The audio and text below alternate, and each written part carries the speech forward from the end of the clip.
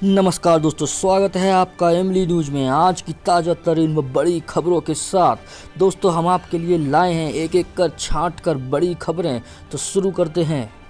मुनव्वर राना का बड़ा बयान, मुसलमानों को मिली ज़मीन पर मस्जिद की बजाय बने दशरथ के नाम का अस्पताल। शायर मुनव्वर राना ने प्रधानमंत्री नरेंद्र मोदी को पत्र लिखकर अयोध्या उत्तर प्रदेश में सुन्नी सेंट्रल वक्फ बोर्ड को दी गई 5 एकड़ जमीन पर मस्जिद की बजाय राजा दशरथ के नाम पर अस्पताल बनाए जाने की मांग की है। उन्होंने कहा, सरकार द्वारा दी गई जबरदस्ती हासिल की गई जमीनों पर मस्जिद का निर्माण नहीं होता। शायर इंदौरी का हुआ निधन, कोरोना पॉजिटिव होने के बाद अस्पताल में हुए थे भर्ती। शायर राहत इंदौरी का मंगलवार को कार्डियक अरेस्ट के चलते 70 वर्ष की उम्र में निधन हो गया। इससे पहले कोविड-19 की रिपोर्ट पॉजिटिव आने के बाद उन्हें इंदौर के अरबिंदो अस्पताल में भर्ती कराया गया था। अरबिंदो अस्पताल के डॉक्टर विनोद भंडारी ने कहा, उन्हें आज 2 बार दिल का दौरा पड़ा और उन्हें बचाया नहीं जा सका। हाई कोर्ट ने आसाराम को दिन में 1 बार जेल के बाहर का खाना मंगाने की दी अनुमति। राजस्थान हाई कोर्ट ने आसाराम को रोजाना 1 बार जोधपुर केंद्रीय जेल से बाहर का खाना मंगाने की इजाज़त दे दी है। आसाराम ने अदालत में याचिका दायर कर अनुरोध किया था कि वह बुजुर्ग चिकित्सीय स्थिति के कारण उन्हें जेल से बाहर का खाना मंगाने की अनुमति दी जाए। वहीं बाहर से लाए खाने की पहले जेल अधिकारी पूरी तरह से जाँच करेंगे। रूस ने दुनिया की पहली कोविड-19 वैक्सीन बना ली है। पुतिन ने कहा, मेरी बेटी को भी दी गई वैक्सीन।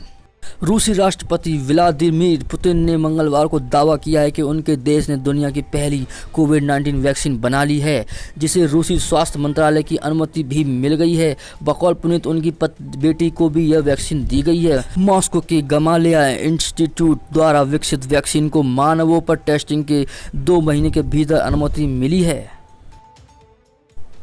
सचिन पायलट के राजस्थान लौटने पर समर्थकों ने लगाए नारे, कहा आई लव यू।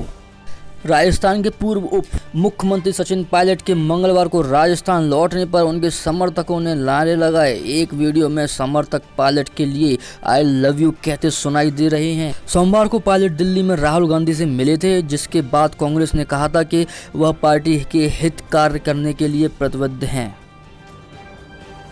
जन्माष्टमी के मौके पर प्रधानमंत्री नरेंद्र मोदी ने दी देशवासियों को शुभकामनाएं। प्रधानमंत्री नरेंद्र मोदी ने जन्माष्टमी के मौके पर ट्वीट कर देशवासियों को शुभकामनाएं दी हैं। वहीं कांग्रेस महासचिव प्रियंका गांधी ने ट्वीट किया, नंद के घर आनंद भयो, जय कन्हैया लाल की, हाथी घोड़ा पाल की श्री कृष्ण जन्माष्टमी की हार्दिक शुभकामनाएं। बीजेपी नेता राजवर्धन सिंह राठौर ने कहा, भगवान श्री कृष्ण से प्रार्थना है कि कोरोना महामारी के संकट से सभी की रक्षा करें।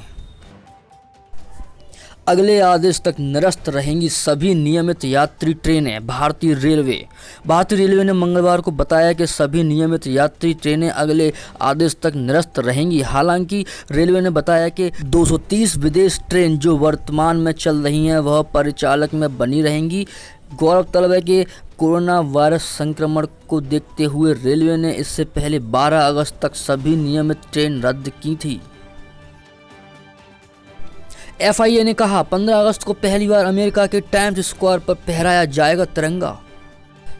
प्रवासी भारतीयों के संगठन federation of Indian association FIA ने कहा कि इस साल भारत के 74वें स्वतंत्रता दिवस पर पहली बार टाइम्स स्क्वायर न्यूयॉर्क पर तिरंगा फहराया जाएगा। साथ ही 14 अगस्त को एम्पायर स्टेट बिल्डिंग पर तिरंगे के रंगों के साथ लाइट सेरेमनी आयोजित की होगी। इससे पहले टाइम्स स्क्वायर पर राम मंदिर की तस्वीरें प्रकाशित हुई थी।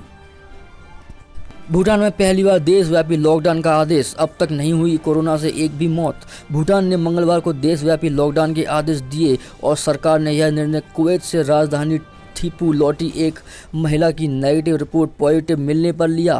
पूरे दक्षिण एशिया में कोरोना संक्रमण के अब तक सबसे कम मामले 113 भूटान में हैं और वहां कोविड-19 से अब तक किसी एक व्यक्ति की भी मौत नहीं हुई। बेटा पत्नी आने तक बेटा रहता है, बेटी जीवन भर बेटी रहती है। संपत्ति में बेटी के अधिकार पर SC। पैतृक संपत्ति में महिलाओं के अधिकार के पक्ष में फैसला सुनाते हुए सुप्रीम कोर्ट ने कहा, बेटा तब तक बेटा होता है जब तक पत्नी नहीं लाता, बेटी जीवन भर बेटी रहती है। दरअसल कोर्ट ने कहा कि हिंदू उत्तराधिकार अधिनियम संशोधन लागू होने के समय 9 सितंबर 2005 पिता की मृत्यु होने के बावजूद बेटी का पैतृक संपत्ति पर अधिकार होगा। जम्मू कश्मीर के कुपवाड़ा में हथियार व गोला बारूद के साथ 3 संदिग्ध आतंकी गिरफ्तार। जम्मू कश्मीर के कुपवाड़ा जिले में सुरक्षा बलों ने सोमवार को हथियार व गोला बारूद के साथ 3 संदिग्ध आतंकवादियों को गिरफ्तार किया। सेना ने बताया कि पकड़े गए लोगों के पास एक राफेल व 2 पिस्टल बरामद की गई। सेना के अनुसार जम्मू कश्मीर पुलिस की सूचना पर शाम को यह संयुक्त अभियान शुरू किया गया था। यूपी राज्यसभा उपचुनाव के लिए बीजेपी ने जयप्रकाश निषाद को बनाया उम्मीदवार। बीजेपी के केंद्रीय चुनाव समिति ने मंगलवार को उत्तर प्रदेश में होने वाले आगामी राज्यसभा उपचुनाव 2020 के लिए पूर्व बसपा विधायक जयप्रकाश निषाद को अपना उम्मीदवार बनाया है। गौरतलब है कि समाजवादी पार्टी के सांसद बेनी प्रसाद वर्मा के निधन के बाद यूपी में राज्यसभा की एक सीट खाली हुई थी, जिसका चुनाव 24 अगस्त को होना है। क्या सूट बूट लूट की सरकार गरीबों का दर्द समझ पाएगी? राहुल गांधी। कांग्रेस नेता राहुल गांधी ने कहा कि शहर में बेरोजगारी की मार से पीड़ितों के लिए मनरेगा जैसी योजना और देश भर के गरीब वर्ग के लोगों के लिए न्याय लागू करना आवश्यक है। उन्होंने आगे कहा, ये अर्थव्यवस्था के लिए बहुत फायदेमंद होगा। राहुल गांधी ने कहा कि सूट बूट लूट की सरकार गरीबों को दर्द समझ पाएगी। रिया चक्रवर्ती ने एससी से कहा, मुझे सुशांत से प्यार था, उनकी मौत से आघात लगा, पर मुझे शिकार बनाया जा रहा है। सुशांत सिंह राजपूत केस को बिहार से मुंबई ट्रांसफर करने की मांग वाली अपनी याचिका पर सुप्रीम कोर्ट ने सुनवाई के दौरान रिया चक्रवर्ती ने कहा, मैं सुशांत के प्यार में थी, उनकी मौत से मुझे आघात लगा। उन्होंने कहा, लेकिन अब मुझे शिकार बनाया जा रहा है। रिया ने मीडिया ट्रायल का आरोप लगाकर नई याचिका दायर की थी। भारत और चीन को संयुक्त रूप से सीमा पर शांति बनाए रखनी चाहिए, चीन ने कहा। कोविड-19 महामारी के बीच चीन की कूटनीतिक प्राथमिकता को लेकर चीन के विदेश मंत्रालय के प्रवक्ता झाओ लिजियान ने कहा, चीन भारत संबंधों के लिए दोनों देशों के संयुक्त रूप से सीमावर्ती इलाकों में शांति बनाए रखनी चाहिए। बकौल झाओ, चीनी रणनीतिक परिसर विश्वास को बढ़ाएगा और अपने पड़ोसियों व अन्य विकासशील देशों के लिए साझा हितों का विस्तार करेगा। वृंदावन के इस्कॉन में पुजारी समेत 22 लोग कोविड-19 पॉजिटिव, जन्माष्टमी से पहले मंदिर सील।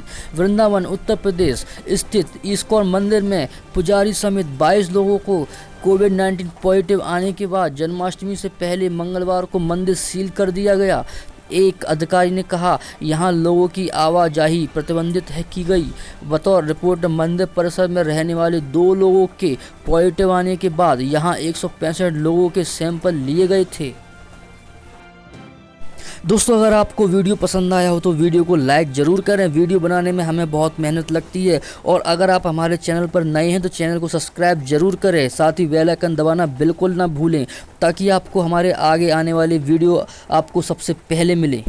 मिलते हैं अगले वीडियो में, तब तक के लिए बाय।